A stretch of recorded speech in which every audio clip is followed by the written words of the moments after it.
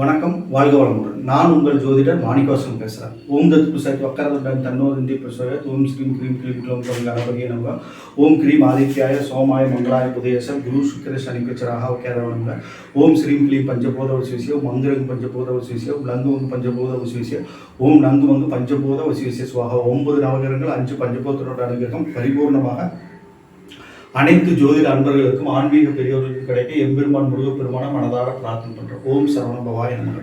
இன்னைக்கு நம்ம பேசக்கூடிய தலைப்பு என்னன்னு பார்த்தோம்னா, நமக்கு குரு பகவான் 12 ஸ்தானங்களில் என்ற பலன்கள் ஒவ்வொரு லக்னத்துக்கு என்னன்னு பார்த்தோம். அதில் ஒரு ஜோதிட அன்பருக்கு டவுட் ஆகி அவர் ஒரு கேள்வி கேட்டிருந்தார் என்னுடைய வாட்ஸ்அப் நம்பரில். ஓகேங்களா, அது எல்லாத்துக்கும் ஒரு பிரயோஜனமாக இருக்கட்டுமே அப்படிங்கிறதுக்காக நான் இப்போ இந்த வீடியோவை போடுறேன். என்னென்னா, கன்னியா லக்னத்திற்கு 5 கூடிய சனீஸ்வர பகவானும், ஓகேங்களா, 7 கூடிய குரு பகவானும் பரிவர்த்தனை யோகம் நின்று இருந்தால் என்ன பலன் நடக்கும்?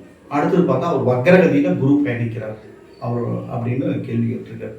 இதுக்கு என்ன பலன் நடக்கும், கொஞ்சம் தெளிவாக எங்களுக்கு கொஞ்சம் விலைக்கு போடுங்க அப்படின்னு விலைக்கு ஒரு வீடியோ பண்ணி போடுங்க அப்படின்னு சொன்னார். அப்போ நான் அதை யோசித்தேன். ஏன்னா 95, 96 பிறந்தவங்களுக்கு எல்லாம் பார்த்தோம்னா சனீஸ்வர பகவான் குரு பகவான் பரிவர்த்தனை யோகத்தில் இருப்பாங்க. இதில் மெயினாக கன்னியா லக்னத்துக்கும் போது அது நான் இன்னொரு வீடியோ போட்டிருக்கேன். என்ன அப்படின்ட்டா, 5 குடையவனும் 7 குடையவனும் பரிவர்த்தனை யோகம் பெற்றால் திருமணம் காதல் திருமணத்துக்கு வழிவகுக்கும் அப்படின்னு சொல்லியிருக்காரு. நிறைய பேராமீட்டர் இருக்கு. லவ்வுக்கு நிறைய பேராமீட்டர் இருக்கு. சுக்கரன் சந்திரன் நேர் 7 கேளா, மனதுகாரன் சந்திரன், அப்புறம் சுக்கரன் இந்த வசியம் காதல் அப்படிங்கிற உணர்வுகளை தோன்றது சுக்கரன் பகவான். ஓகேங்களா, இவங்க 2 பேர் நேராக பார்த்தாலோ அவங்க 2 பேர் ஒன்றா சேர்ந்துருந்தாலோ காதல் ஏற்படும். அப்புறம் 2வது ஆப்ஷன் பார்த்தோம்னா 5ஆம் இடம் மனசு சம்மந்தப்பட்ட இடம், 7ஆம் இடம் திருமணம் சம்மந்தப்பட்ட இடம். இந்த இடங்கள் பரிவர்த்தனை ஆகியிருந்தாலும் காதல் திருமணங்கள் நடக்கும் அப்படின்னு சொல்லி ஒரு திருமணங்கள் ஜாதகமும் திருமணமும் அப்படின்னு சொல்லி வீடியோ போட்டிருக்கிறேன். ஓகேங்களா, ஒவ்வொரு லக்னத்துக்குமே நான் போட்டிருக்கிறேன். ஓகேங்களா, இதில் ஸ்பெசிஃபிக்கலாக இது என்னென்னா, குரு 4, 7 குறையின நீச்சமாயிடுறாரு. ஓகேங்களா, அப்போ 7ஆம் இடத்துல சனீஸ்வர பகவான்னா ஒரு அமைப்பு என்னென்னா, சன்னியாசி யோகம் கூட ஏற்பட்டு கல்யாண தடங்கள் வரும் லக்னத்துக்கு 7ஆம் இடத்துல. அப்புறம் இல்லைன்னா லேட் மேரேஜ் ஆகும் அப்படிங்கிற மாதிரி நிறைய நாடியில் சொல்லப்பட்டிருக்கு. லக்னத்துக்கு 7ஆம் இடத்துல சனீஸ்வர பகவான் என்றால் திருமணம் லேட் மேரேஜ் ஆகும் அப்படிங்கிறது. ஓகேங்களா, இதில் ராகுக்கு எது சம்மந்தப்பட்டால் கல்யாணமே நடக்காது, ரொம்ப லேட் ஆகும் அல்லது நடக்காமல் கூட போயிடும் அப்படிங்கிற மாதிரிலாம் நாடியில் ஒவ்வொரு நாடியிலும் ஒவ்வொரு விதமாக இருக்குது. நிறைய ஜோதிட நூல்கள்லையும் இருக்குது. ஓகேங்களா, இதில் இவர் கேட்ட கேள்வி அப்படின்னா, லக்னத்திற்கு 7 குடையவனும் 5 குடையவனும் பரிவர்த்தனையாகி குரு வக்ரகதியில் இருந்தால் என்ன பலன், என்ன நடக்கும் அப்படின்னு கேட்டிருக்காரு. அப்போ குருவோட இயல்பே என்னன்னா, பூரணமான சுபகிரகம், நல்லதை மட்டும் சிந்திக்கக்கூடிய ஒரு கிரகம், கோயில் யாத்திரை புண்ணிய கிரகங்களுக்கெல்லாம் போகக்கூடிய ஒரு கிரகம். அவர் வக்ரகதியில் இருக்கும்போது நேர் ஆப்போசிட்டாக செயல்படுவார். நீச்சமாய் வக்கரமாய் இருந்தா அப்படிங்கிற ஒரு கணக்கு வரும். இன்னொன்று 4ஆம் இடத்தினோட பலன்கள் நம்ம எடுத்து சொல்லணும் அப்படிங்கிற மாதிரிலாம் இருக்கும். நிறைய குழப்பங்கள் எல்லாம் ஏற்படும். ஓகேங்களா, இந்த ஜாதகத்தை பொறுத்தளவும் ஏன்னா குரு அங்கே நீச்ச வக்கரம் அடைஞ்சிட்டாருனாவே நன்மை தான், இன்னும் தீமைகள் நடக்கும்போது கிடையாது. ஓகேங்களா, இதில் என்னென்னா ஒரு குழப்பமான மைண்டியே கொடுத்துரும். சனி 5, 6 குடையவனாக இருக்கிறார். கன்னியா லக்னத்துக்கு 5, 6 குடையவராக இருந்து அவர் 7ஆம் இடத்தில் நிற்கும் போது காதல் உணர்வையும் கொடுப்பார், அதை செய்யவும் வைப்பார். ஓகேங்களா, மனசு இருநிலை கொல்லி எறும்பு போல துடிப்பான்னு ஒரு பழமொழி இருக்கு இல்லையா, அது மாதிரி செய்யலாமா வேண்டாமா, அதுக்குள்ள போய் இறங்கினா அவங்க அந்த எதிர்பாலினத்தோட நம்ம மேல உண்மையான அன்பு வச்சிருப்பாரா, அல்லதுல பாதியில பிரேக் ஆயிருமா, அல்லது இதனால நம்மளுக்கு நிறைய பிரச்சனைகள் ஆகி சண்டைகள் ஆகி சச்சரவுகள் ஆகி பிரிவினை ஏற்படுமோ அப்படிங்கிற மாதிரி ஒரு 2 நிலையை சனீஸ்வர பகவான் அந்த 7ஆம் இடத்தில் நிற்கும்போது கொடுத்துருவார். பிரச்சனைகளும் ஏற்படும். அதாவது காதல் செய்தால் கன்னியா லக்னக்காரங்க இந்த பரிவர்த்தனை யோகத்தின் அடிப்படையில் காதலும் ஏற்பட்டால் அது நடக்குமா நடக்காதா, அல்லது பிரிஞ்சிருவோமா சேருவோமா அப்படிங்கிற எண்ணங்கள் எல்லாம் அதிகமாக இருக்கும். ரொம்ப கஷ்டங்களாக அது மூலமாக இருப்பாங்க. எதிர்பாலினத்தவர் மேலேயோ அல்லது இவர் யார் மேலே அதிக அன்பு வைக்கிறாரோ அவர் மேலே ஒரு டவுட் இருந்துகிட்டே இருக்கும். ஏன்னா சனி வந்து சனீஸ்வர பகவான் வந்து இந்த காரியம் செய்கிறார். இன்னொன்று பார்த்தோம்னா 7 குடையவராக குரு வந்து அவர் அங்கே நீச்சமாகும் போது நீச்ச வக்கரமாகும் போது அந்த சந்தேக எண்ணங்கள் மேலும் அதிகமாகும். குரு வக்கரம் அடைக்கிறார்கள், அவருடைய சுபத்துவத்தை இழந்து விடுகிறார் அப்படிங்கிற கான்செப்ட் வந்துடும். ஓகேங்களா? ஒரு கிரகம் வக்கரமாச்சு அப்படின்ட்டா அதனுடைய நேர்மாறான பலன்களை கொடுக்க ஆரம்பிச்சுருவாங்க. ஓகேங்களா? இப்போ சனி வக்கரம் அடைஞ்சா அவருடைய மந்தமாக போகிறது, பலன்களை லேசாக இதாக கொடுக்கறது, கஷ்டங்கள் அதிகமாக கொடுக்கறது, அப்படிங்கிற ஒரு கான்செப்ட் இருக்குது. அதே அவர் வக்கரம் அடைஞ்சிட்டா ஸ்பீடாக சுறுசுறுப்பாக இருப்பாங்க, நல்லா வேகமாக செயல்படுவாங்க.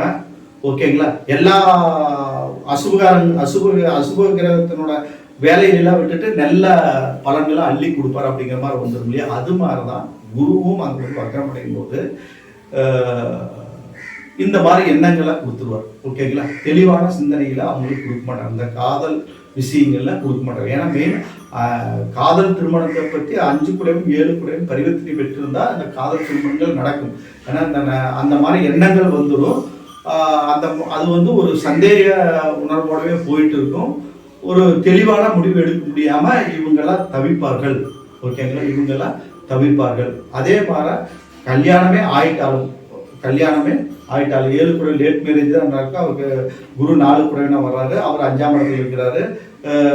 தாய்வழி உறவின் மூலமாக திருமணமெல்லாம் நடக்கிறதுக்கு வாய்ப்புகள் ஏற்படும், தாயோட சம்மதத்தோட. ஓகேங்களா? பெற்றோரோட சம்மதத்தோட. அப்போ நடக்கும்போது அப்பவுமே வாழ்க்கையில் வந்து ஒரு குழப்பமான மனநிலை தான் உங்களுக்கு தொடர்ந்துட்டு இருக்கும். ஓகேங்களா? அதுக்கு வழிபாடுகள் வச்சுக்கிறது தான் சிறந்தது, தியானம் பண்ணுறது சிறந்தது. குரு வழிபாடையும் சனீஸ்வர வழிபாட்டையும் வச்சுக்கிட்டா ஒரு தெளிவான சிந்தனை ஏற்பட்டு தெளிவான முறையில் இவர்கள் பயணிக்கலாம். ஓகேங்களா? இவங்களுக்கு வந்து காதல் திருமணங்கள் வந்து லைஃப் லாங், ஓப்பனாக சொல்கிறோம், லைஃப் லாங் இவங்களுக்கு வந்து ஒரு சந்தேக எண்ணத்தோடையே லைஃப் பயணிக்கும். ஓகேங்களா? ஏன்னா குருவும் சனியும் நட்பு கிரகம் அல்ல. ஓகேங்களா? இருவரும் பரிவர்த்தனையாக, ஏன்னா எப்பவுமே இந்த காதல் திருமணங்கள் அப்படிங்கும் போது 5 குடையவன் ஒரு கிரகம் வரும், 7 குடையவன் ஒரு கிரகம் வரும், 2 ஆப்போசிட்டாக தான் இருக்கும். ஓகேங்களா? அப்போ பார்த்தோம்னா காதலினாலே ஒரு பிரச்சனை தான். ஓகேங்களா? ஒரு பிரச்சனை, ஒரு போராட்டம், ஒரு பிரிவினை, ஒரு கஷ்டங்களை கொடுக்கறதா இந்த காதல் திருமணங்கள்ங்கிறது. பொதுவாகவே ஒரு சிலது ஏதோ விதியாக ஒரு அளவுக்கு போகுது, அதுக்குண்டான விதிகளெல்லாம் தெளிவாக அந்த வீடியோவில் நான் போட்டிருக்கேன். ஓகேங்களா? அந்த வீடியோவை நீங்கள் பாருங்கள், திருமணமும் காதலும் அப்படிங்கிற மாதிரி ஒரு வீடியோ போட்டிருப்பேன், நிறைய வீடியோக்கள் போட்டிருக்கிறேன். அதை நீங்கள் பார்த்தீங்கன்னா தெளிவாக தெரியும்.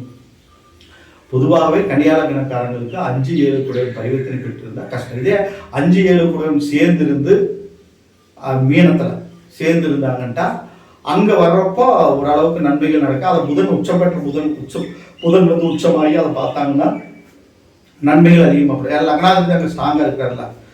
இன்னொன்று இந்த பலன்கள் வந்து பார்த்தோம்னா ஒரு ஜென்ரலாக, இதே லக்னாதிபதி நல்ல பலம் வந்து கேந்திர திரிகோணங்கள் அமைஞ்சு புதன் நல்ல பொசிஷன் இருந்தாங்கன்னா பிரச்சனை இருக்காது.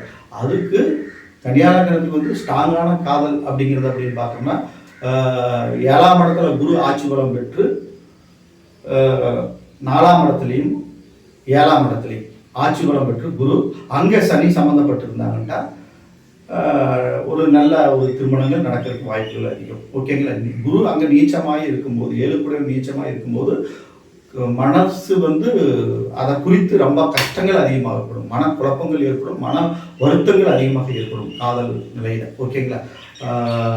இதே புதன் வந்து நல்லா பலம் பொருந்தி இருந்துட்டாங்க, இதே நிலையில புதன் நல்லா பலம் பொருந்தி உங்களாக்க கன்னியாலக்கணம் இருக்கிறனால புதன் வந்து நல்ல கேந்திர திரிகோணத்தில் பலம் பெற்று ஆட்சி பலம் பெற்று நல்ல பொசிஷன் நல்ல ஸ்தானத்தில் இருந்துட்டாங்கன்னா நீங்கள் ஸ்ட்ராங்கான முடிவுகள் எடுப்பீங்க. ஸ்ட்ராங்கான முடிவுகள் ஏற்படும். இந்த குழப்பமான மனநிலையிலிருந்து நீங்கள் மாற்றங்களை சந்திப்பீர்கள். ஓகேங்களா? மாற்றங்களை, ஏன்னா எந்த ஒரு யோகத்தையும் நம்ம 100% சக்ஸஸ்ஃபுல்லாக நம்ம அனுபவிக்கணும்னா நம்ம லக்னம் வந்து ஸ்ட்ராங்காக இருக்கணும். நம்ம லக்னம் வந்து 6, 8, 12 மறையாமல், நீச்ச அஸ்தமனம் ஆகாமல், கேந்திர திரிகோணங்கள் ஆட்சி பலம் உச்ச பலம் பெற்று அமைந்திருந்தால் ஸ்ட்ராங்கான முடிவை நம்மளால் எடுக்க முடியும். அந்த 5 குடையவன் வந்து 7 குடையவன் வந்து நீச்சமாக இருந்தாலும் கூட அதை வந்து பவர்ஃபுல்லாக ஹேண்டில் பண்ணக்கூடிய தன்மை உங்களுக்கு வந்துடும். ஓகேங்களா? இதே இன்னொரு ஆப்ஷன் வந்து 7 குடையவன் வந்து 4ஆம் இடத்துல ஆட்சி பலம் பெற்று அங்கே சனி சம்மந்தப்பட்ட நல்லா இருக்குன்னு அதையும் சொல்லிட்டேன். ஓகேங்களா? 11ஆம் இடத்துல அஞ்சுக்குடைய சனியும் 7க்குடைய குருவும் அங்கே சம்மந்தப்பட்டால் இது சூப்பர், இன்னும் சூப்பரான ஒரு கால்குலேஷன் வரும். ஏன்னா இந்த காதலுக்கு உண்டான விஷயங்களை நான் சொல்கிறதுனால அந்த விஷயத்தை நான் சொல்கிறேன். 5க்குடையவும் 7க்குடையவும் சேர்ந்து 11ஆம் இடத்துல இருந்தால் அங்கே குரு உச்சமாவார். அது பவர்ஃபுல்லான ஒரு காதலாக அமையும். ஓகேங்களா? பவர்ஃபுல்லான காதலாக அமையும். அங்கே புதன் வந்து உச்சம் பெற்றோ அல்லது ஆட்சி 10ஆம் இடத்துல ஆட்சி பலம் பெற்றோ நல்ல பொசிஷன் அமைஞ்சிருந்தாருன்னா அந்த காதல் மூலமாக தனம் சேர்றது, பெரிய கோடீஸ்வர பிராப்தி பெறுவது, ஒரு பெரிய வசதியான பெண்ணை கல்யாணம் பண்ணக்கூடிய அமைப்பெல்லாம் ஏற்பட்டுரும். ஓகேங்களா? காதல் அப்படிங்கிறது பார்த்தோம்னா இது ஒரு விதமான ஒரு காதல். ஓகேங்களா? அதனால நிறைய ஜாதகத்தில் நிறைய ஒரு மெத்தடுகள் இருக்குது. ஓகேங்களா? அதான் நான் சொல்லிட்டேன். 4ஆம் இடத்துல 7க்குடையவனும் 5க்குடையவனும் சேர்ந்து இருந்தால் அது எப்படி இருக்குன்னு சொல்லிட்டேன். இப்போ நீச்சமாகி சூரியனோட சூரியன் வக்கரமாக இருந்தால் என்ன நடக்கும்னு அதுவும் சொல்லிட்டேன். அடுத்து வந்து அவர் 11ஆம் இடத்துல லாபஸ்தானத்தில் இருந்தால் எப்படி நடக்கும்னு சொல்லிட்டேன். அடுத்து வந்து உங்கள் லக்னம் நல்ல பொசிஷனில் இருந்தால் அது எப்படி பேஸ் பண்ணணும்னு நான் சொல்லிட்டேன். ஓகேங்களா? நல்ல தெளிவான விளக்கம் தான் நான் கொடுத்துருக்குறேன். ஓகேங்களா? இந்த வீடியோவை பார்த்துட்டு இருக்கிறவங்க எல்லாருமே ஓகேங்களா சப்ஸ்கிரைப் பண்ணுங்கள், பெல் சிம்பிள் வச்சுக்கோங்க. ஓகேங்களா? உங்கள் ஃப்ரெண்ட்ஸ்க்கெல்லாம் ஷேர் பண்ணுங்கள். ஓகேங்களா? ஜாதகம் பார்க்கணும், பிரச்சனை பார்க்கணும், திருமண பொருத்தம் பார்க்கணும்னா என் நம்பருக்கு நீங்கள் கான்டாக்ட் பண்ணுங்கள். வணக்கம், வாழ்க வளமுடன்.